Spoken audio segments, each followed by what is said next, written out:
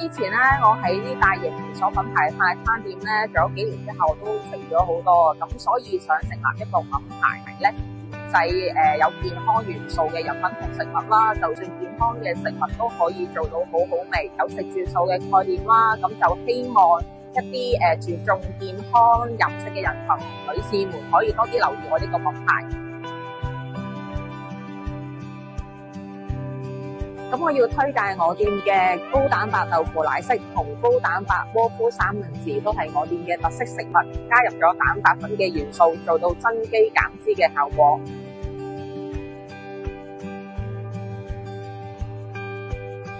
由以前打工仔新一邊做老闆梗係唔同啦，以前返固定工時，咁而家就24小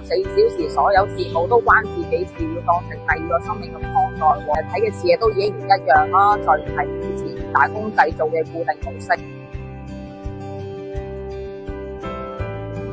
創業期間最艱辛係啲乜嘢？應該係由點樣零點一呢個過程係最艱辛啦。好似呢啲宣傳單張啦，都係我自己諗出嚟嘅，由我鋪頭嘅裝修門面設計啦、入貨啊、產品嘅研發啦，都係我一手一腳揼出嚟嘅。咁喺呢一個過程咧，都需要有轉換思維嘅模式，都學到好多嘢。